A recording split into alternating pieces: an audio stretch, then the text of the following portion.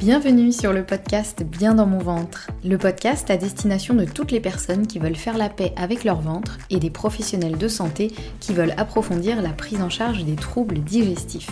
Je m'appelle Anne-Sophie Basquet, je suis naturopathe, formée à la micronutrition et passionnée par tout ce qui touche de près ou de loin à la digestion, au microbiote et à ce qu'on appelle le deuxième cerveau. Mon objectif, apprendre le plus de choses possibles sur tous ces sujets et vous les transmettre ensuite via ce podcast, mais aussi via des formations en ligne. Ici, chaque semaine, je vous dévoile mes dernières trouvailles et retours d'expérience en termes de santé naturelle, alimentation et hygiène de vie, pour que vous ou vos clients puissiez retrouver un ventre serein et une pleine santé physique et mentale. Bonne écoute! Bonjour et bienvenue dans ce nouvel épisode du podcast Bien dans mon ventre. On se retrouve aujourd'hui avec l'épisode numéro 155 dans lequel nous allons parler des produits que j'ai regroupés un petit peu sous l'appellation simili. Parce que vous allez voir que je savais pas trop comment les appeler autrement, ou alors les produits faux ou les produits sans. Vous allez voir qu'on va discuter un petit peu de tout ça dans cet épisode et je vais vous expliquer ce que j'entends par là aussi. Donc, qu'est-ce que j'entends par les produits simili ? Vous allez vite comprendre, et vous l'avez peut-être déjà compris via ce que j'ai mis un petit peu dans le titre, mais je veux parler de tous ces produits qui sont estampillés sans quelque chose, par exemple sans sucre, sans gluten, des simili-viandes, voilà, des produits en fait qui vont remplacer ou qui vont imiter d'autres aliments, mais du coup qui ne contiendront pas l'aliment avec lequel ils sont censés être constitués de base, on va dire. Je sais pas si c'est très très clair.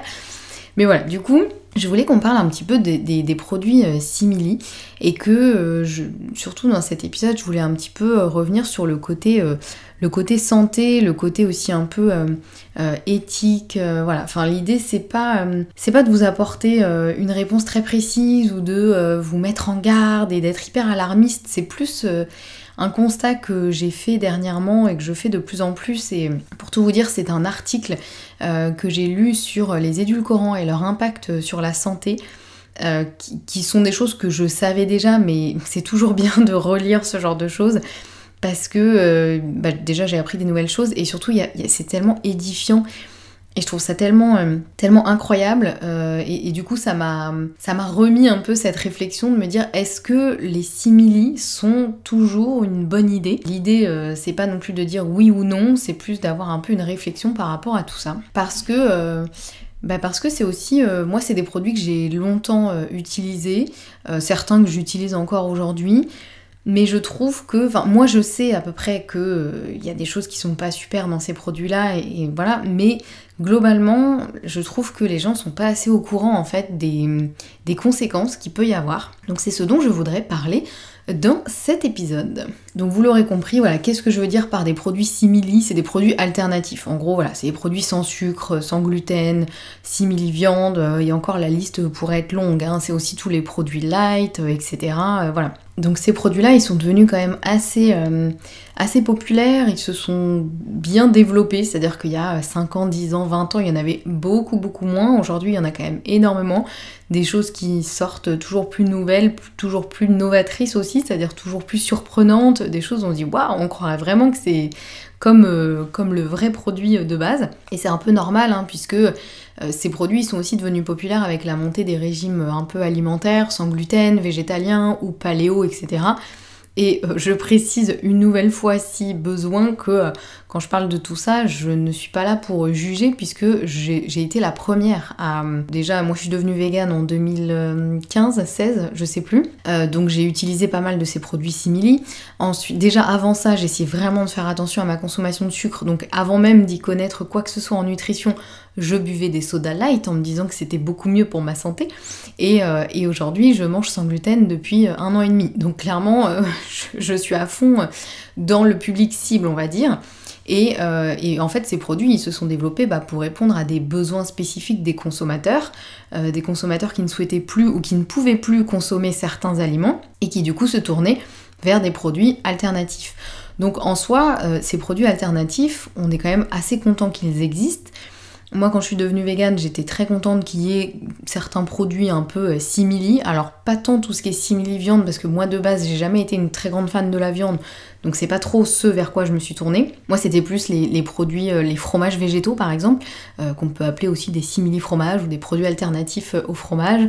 Ça j'étais très contente que ça existe. Voilà, il y a pas mal de choses où j'étais très contente que je puisse quand même avoir ça pour avoir quand même un petit semblant de comme si je mangeais du fromage. J'ai été grande consommatrice avant de me former à tout ça de produits sans sucre, que ce soit les soda light mais aussi tous les produits light. J'ai fait aussi des régimes hyper protéinés avec que des produits à 0%. Enfin voilà, tout ça j'ai pas mal utilisé, j'ai pas mal creusé le sujet aussi. Et le problème, c'est que, en fait, ces produits, ils nous donnent un peu une illusion d'une solution saine. Puisqu'on se dit, un produit estampillé sans sucre, ça veut dire qu'il est forcément bon pour la santé, puisque le sucre n'est pas bon pour la santé, en tout cas en trop grande quantité, et aujourd'hui, on en consomme beaucoup trop. Donc souvent on se dit, bah super, un produit sans sucre, c'est génial, il n'y a pas de sucre, donc je peux y aller, je peux en manger en grande quantité. Or, effectivement, dans les produits sans sucre, on trouve notamment beaucoup d'édulcorants en général, c'est ce qui va remplacer le sucre, en tout cas c'est ce qui va remplacer le goût sucré que l'on vient chercher dans les aliments qui contiennent en général du sucre. Donc on va retrouver des édulcorants allant de l'aspartame au sucralose, à la stevia, etc. dans énormément de produits, que ce soit dans les boissons light, les chewing-gums, mais tous les produits aussi estampillés sans sucre mais qui du coup sont aromatisés avec en général des arômes de synthèse et en plus dans lesquels on va rajouter beaucoup d'édulcorants pour donner ce goût un peu waouh, vous voyez ce goût, waouh c'est incroyable ce truc, ça a le goût d'un Kinder Bueno mais en fait c'en est pas un, c'est sans sucre et donc je peux y aller. En gros on se dit sans sucre égale sans calories égale sans danger pour la santé. Le problème c'est que bon, les édulcorants c'est quand même pas nouveau, maintenant on sait à peu près à quel point c'est pas très très bon pour la santé. Mais en général, il y a un édulcorant qui est pointé du doigt, notamment l'aspartame. Aujourd'hui, on sait quand même qu'il est plutôt toxique et on le retrouve de moins en moins dans les produits. Mais on se dit, ah bah si c'est pas de l'aspartame qu'il y a dans ce produit, tout va bien, puisque c'est l'aspartame qui est méchant, les autres sont ok. Or, les édulcorants, je vous en parlais dans une newsletter la semaine dernière, en fait, ils ont plein d'effets délétères sur la santé. Déjà parce qu'ils entretiennent le goût sucré. Donc en fait, on continue à avoir cette appétence pour ce goût sucré dont on n'arrive pas à se défaire. Du coup, les choses qui ne contiennent ni du sucre ni des édulcorants, elles nous paraissent complètement fades, insipides et pas du tout gourmandes. On perd vraiment cette habitude d'avoir des choses qui font pas exploser nos papilles immédiatement. Et en plus, ils ont vraiment des effets néfastes. Déjà, ils augmentent le risque de maladies cardiovasculaires, de certains cancers.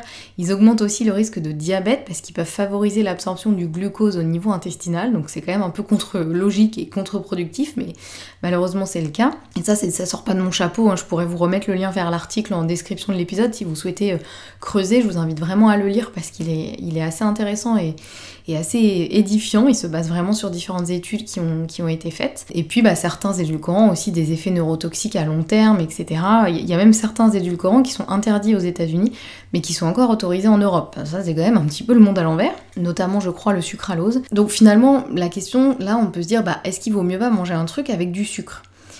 Honnêtement, la réponse, elle va être un peu oui et non. Je vais faire un peu une réponse de normand, et je peux parce que je suis normande d'origine. C'est-à-dire que à la limite, j'ai envie de dire, si on a envie de quelque chose de vraiment sucré, oui, c'est peut-être mieux, ponctuellement, de manger un truc qui contient du sucre, du vrai sucre, et pas du sirop de glucose fructose, des trucs comme ça, quelque chose qui contient du vrai sucre, qui déjà, de base, le sucre est un aliment transformé. Donc n'allons pas chercher encore plus transformé, et pourquoi pas se faire effectivement un truc qui contient du sucre, se faire un petit plaisir et passer à autre chose. Plutôt que de consommer quelque chose avec des édulcorants au quotidien en se disant « Non mais tout va bien, je ne mange pas de sucre, donc je ne me fais pas du mal à ma santé, et donc je peux continuer à en manger tout le temps. » Et c'est là où ça devient problématique en fait, parce que les édulcorants, si vous en mangez ou si vous en buvez une fois dans votre vie, c'est pas ça qui va avoir un effet négatif, bien sûr, c'est comme pour tout, c'est très dose dépendant, donc ça va dépendre bien sûr de la quantité consommée, de la fréquence aussi à laquelle vous consommez des édulcorants. Donc si c'est une fois dans votre vie, vous avez très envie d'un Coca Light ou d'un autre produit light ou édulcoré et que vous le mangez, il n'y aura pas d'incidence. Mais en revanche, si c'est toutes les semaines, voire tous les jours, vous consommez des choses qui contiennent des édulcorants, et malheureusement il y en a beaucoup plus qu'on ne pense, parfois il faut vraiment décortiquer la liste des ingrédients, parce que des choses qui nous semblent assez saines sur le papier, en fait on regarde la liste des ingrédients et des fois c'est une catastrophe.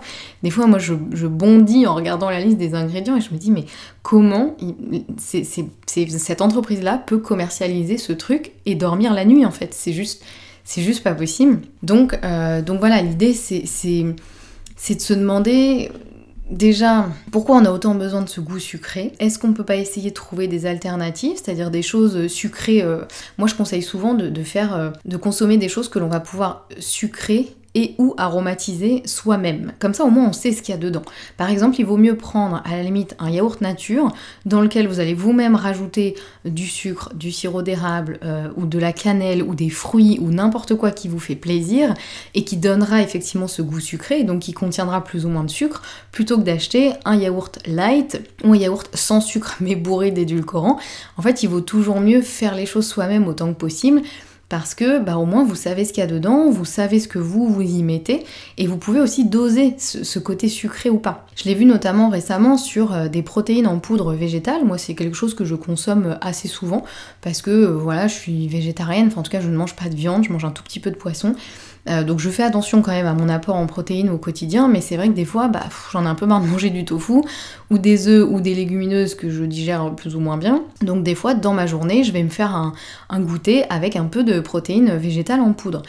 Sauf que dans la plupart des protéines végétales, et je dis la plupart, c'est peut-être 90% malheureusement, elles sont bourrées d'édulcorants. Et souvent c'est du sucralose, de la stevia. Alors pour moi la stevia c'était un peu le moins pire des édulcorants, mais finalement en lisant l'article dont je vous parlais, je me rends compte que il a aussi une incidence sur le microbiote, que c'est pas forcément non plus la panacée.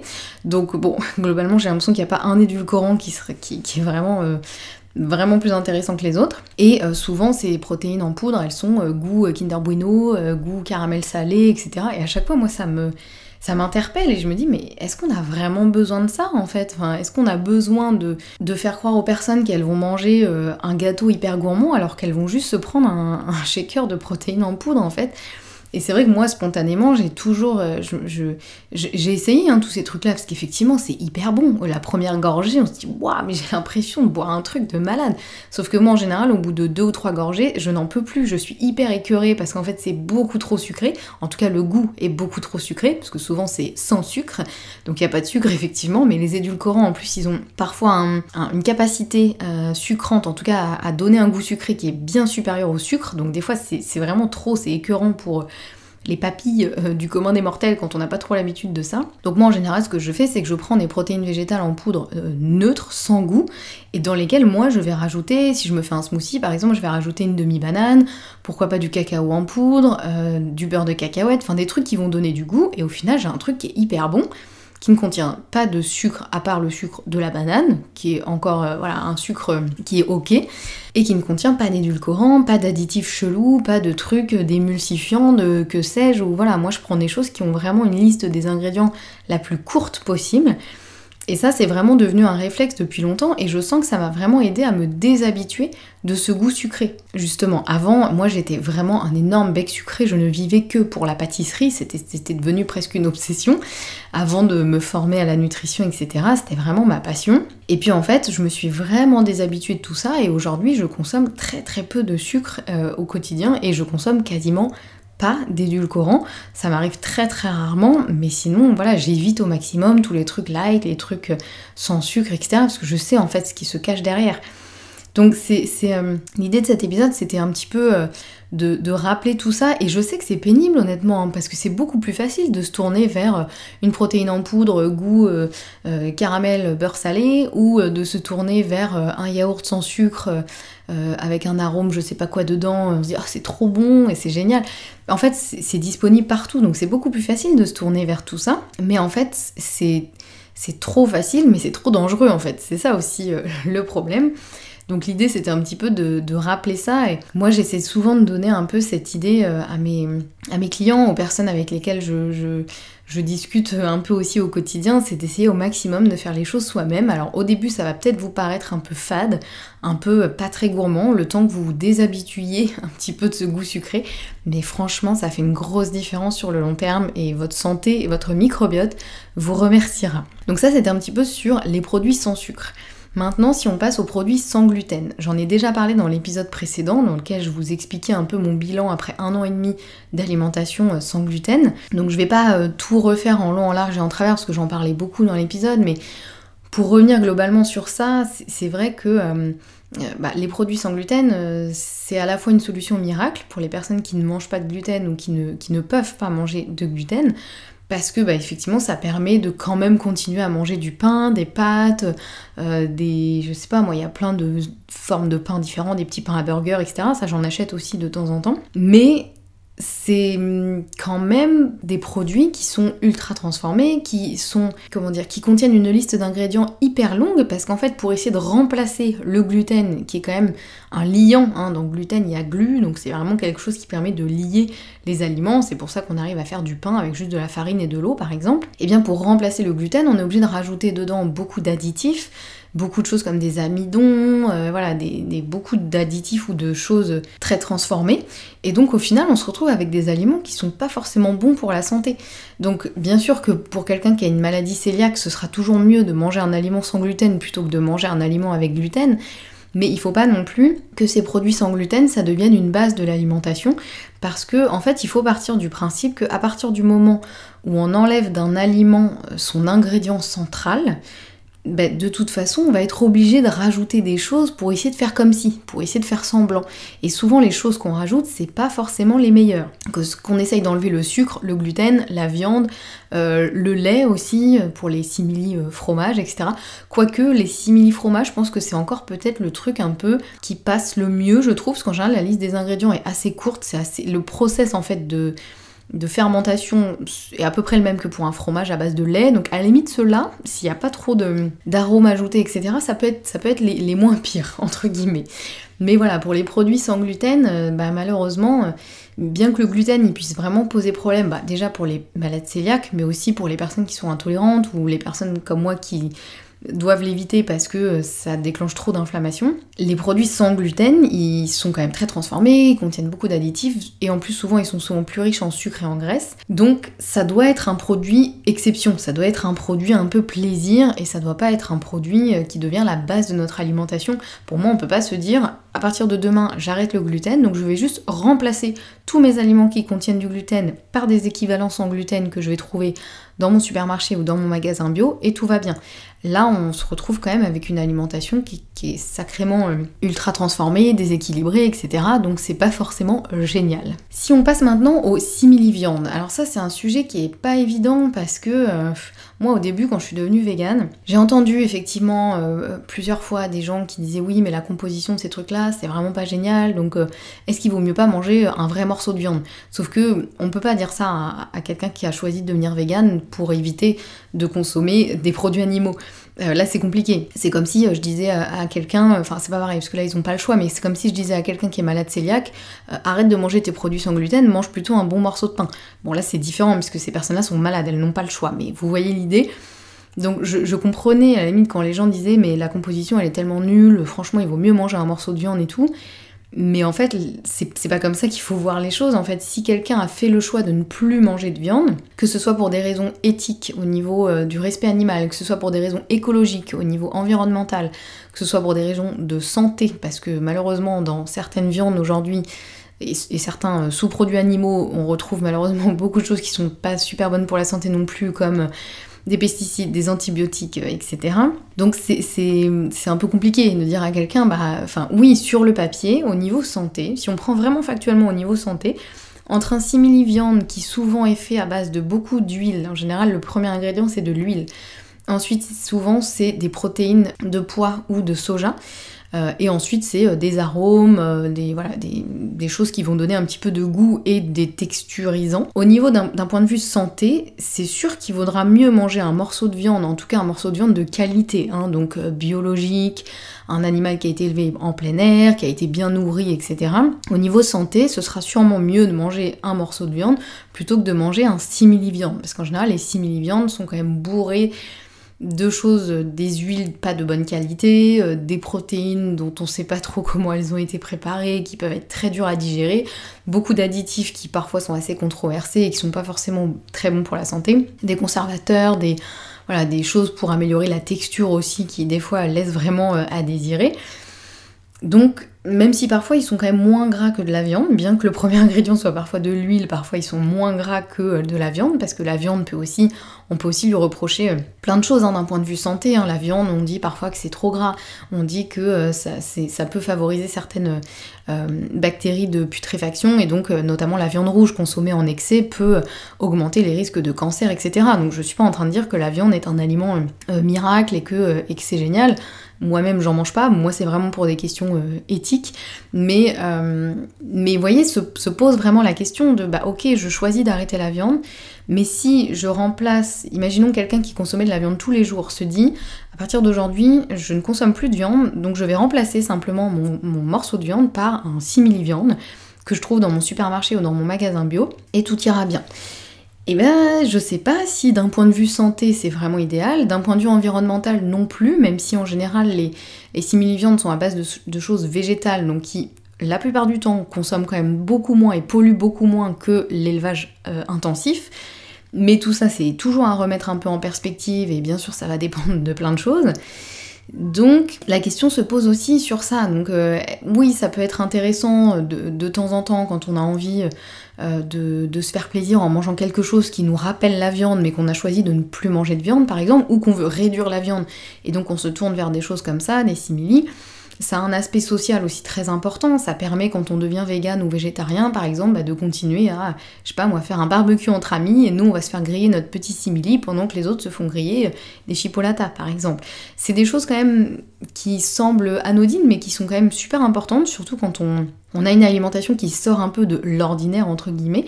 Ça permet quand même de garder effectivement cet aspect social. Le sans gluten c'est pareil, ça permet de ramener son petit pain et de pouvoir quand même manger à peu près comme tout le monde et de pas se sentir trop à l'écart. Donc c'est pas forcément tout négatif les simili, mais c'est vrai que pour ce qui est simili viande, moi personnellement j'en mange quasiment jamais parce que déjà j'aime pas trop ça, et à chaque fois que je regarde les compositions je me dis ouais en fait on est obligé parce qu'on essaye de reproduire quelque chose en enlevant l'ingrédient principal qui est la viande. Donc on est obligé de rajouter plein de trucs et d'essayer de faire un peu de la chimie et c'est pas très ragoûtant quoi. Des fois quand on voit la liste des ingrédients, c'est est-ce que j'ai envie de manger de l'huile et des protéines, mais des protéines, limite des protéines en poudre qui ont été remélangées pour faire un truc quoi. Moi j'ai pas trop envie personnellement. Donc voilà.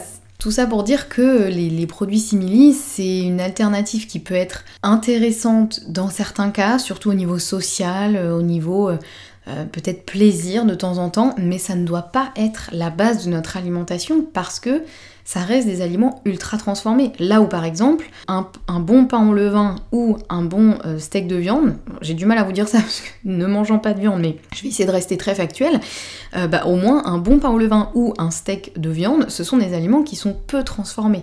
Vous savez, il y a une catégorisation des aliments de non transformés à ultra transformés. Le pain et la viande, ça fait partie des aliments très peu transformés. On a juste... Il y a effectivement une intervention humaine pour préparer le pain ou la viande, mais c'est pas des choses dans lesquelles on a rajouté 1000 additifs, qu'on a fait passer par des procédés d'extrudation, de je sais pas quoi, de céréales, de trucs bidules. Donc c'est sûr que ça restera meilleur pour la santé, un produit comme ça, moins transformé qu'un simili. Après, il y a aussi tout l'aspect, bien sûr, environnemental, etc. Et là, ça devient assez compliqué, et c'est pour ça que j'aime aussi beaucoup les travaux d'Anthony Berthoud, dont je pense que je vous ai déjà parlé dans cet épisode ou en newsletter, parce qu'il essaye justement de considérer l'alimentation et la nutrition de tous les points de vue. Donc du point de vue santé, du point de vue éthique, du point de vue environnemental, mais du coup ça devient hyper compliqué, on va pas se mentir. C'est pour ça qu'il n'y a pas un truc idéal, il n'y a pas une alimentation idéale qui pourrait convenir à absolument tout le monde.